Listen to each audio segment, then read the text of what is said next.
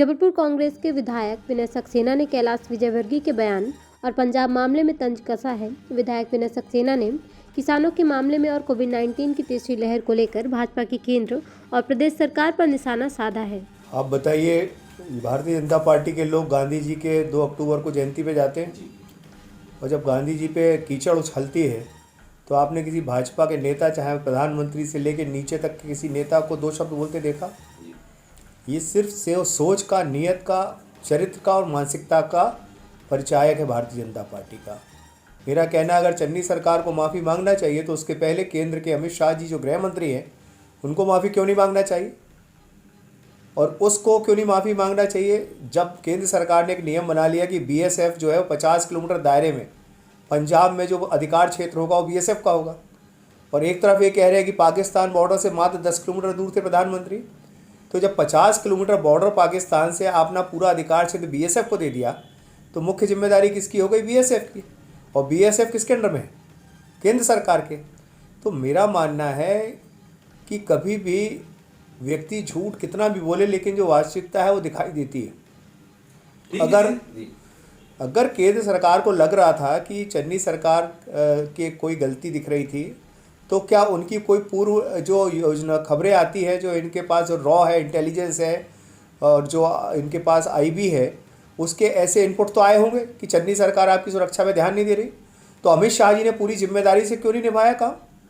और वो गलती अगर वो पहले ही 1 हफ्ते पहले अगर उनको पता चल रहा था ऐसी बातें थी तो उन्हें देश को बताना चाहिए था। फिर उनका कार्यक्रम जो था उसको निरस्त क्यों नहीं किया गया? तब तो 1 हफ्ते पहले निरस्त हो जाना था। ये बड़ी चूक अगर है तो केंद्र सरकार की है। अमित शाह जी को इस पर इस्तीफा देना चाहिए। मैं आपसे फिर कह रहा हूँ, जो लोग गांधी जी को कीचड़ उछालने वालों पे कुछ नहीं बोलते, हमारी बच्चियों के जघन्य अपराधों पे कुछ नहीं बोलते, वो कांग्रेस पार्टी के ऊपर आरोप लगा के कहते हैं माफी मांग। प्रशासन की गाइडलाइनों का, दिशा निर्देशों का उल्लंघन भी हो रहा है।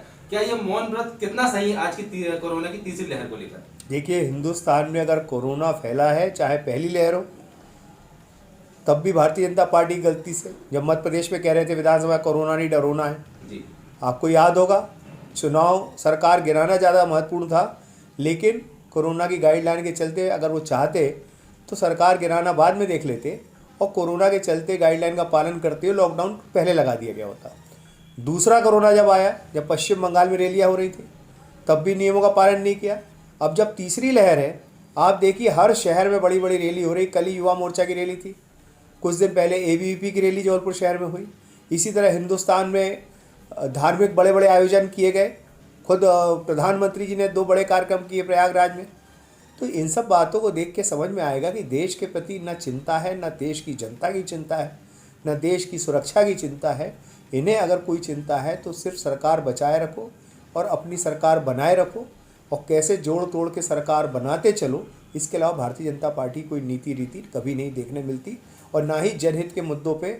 आप देखें कोरोना के गाइडलाइन और कोरोना का जो इलाज है और जितने भी महत्वपूर्ण जनहित के निर्णय वो सुप्रीम कोर्ट ने लिए, चाहे इंजेक्शन लगाने का और वैक्सीनेशन का, चाहे कोरोना गाइडलाइन 50,000 जो देने की बात कर रहे हैं वो भी सुप्रीम कोर्ट के द्वारा तय हुआ है। सरकार ने जनता के हित में एक भी निर्णय नहीं लिया है, बल्कि हर निर्णय सुप्रीम कोर्ट के दबाव में लिए गए। जबलपुर से आशीष वात्रे।